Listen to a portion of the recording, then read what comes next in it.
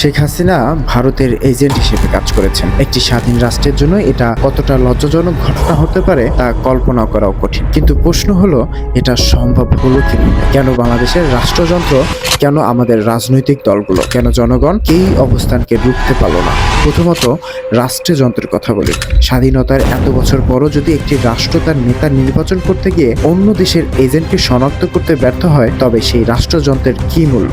গোয়েন্দা সংস্থাগুলো কোথায় ছিল? প্রশাসন, বিচার ব্যবস্থা, এরা কি অন্ধ ছিল? রাষ্ট্রের যে মেরুদণ্ড থাকা উচিত তা কি একেবারেই দুর্বল হয়ে গিয়েছে? যদি শেখ হাসিনা সত্যিই ভারতের স্বার্থে কাজ করেন, তবে রাষ্ট্রযন্ত্র তাকে থামাতে পারেনি কেন? এটা কি শুধু আমাদের অদক্ষতা নাকি ইচ্ছাকৃত অবহেলা? তারপর আসে রাজনৈতিক দলগুলোর কথা। বাংলাদেশের রাজনীতি সবসময় বিভক্ত। বিরোধী দল যদি জানতো বা বিশ্বাস করত শেখ হাসিনা ভারতের এজেন্ট, তাহলে কেন তারা তার বিরুদ্ধে কার্যরত আন্দোলন গড়ে তুলতে পারলো না? তাদের ব্যর্থতা কি কেবল নেতৃত্বের সংকটে, নাকি তারা নিজেরাও সেই বিদেশি প্রভাবের ছায়ায় বসবাস করছে? আর যদি তারা জনগণের মধ্যে সচেতনতা তৈরি করতে ব্যর্থ হয়ে থাকে, তবে তাদের রাজনৈতিক অস্তিত্বের অর্থ কি? আর জনগণ, সাধারণ মানুষ সবসময় তাদের নেতার উপর আস্থা রাখে, কিন্তু যদি সেই আস্থা ভঙ্গ হয়, তবে তারা কি প্রতিবাদে রাস্তায় নামতে প্রস্তুত, নাকি তারা কেবলই প্রোপাগান্ডার শিকার? শেখ হাসিনার দীর্ঘমেয়াদী শাসন কি এই ইঙ্গিত দেয় যে তিনি এতটাই কৌশলী যে মানুষ তার কাজের প্রকৃত উদ্দেশ্য বুঝতে ব্যর্থ হয়েছে? সবচেয়ে বড় কথা,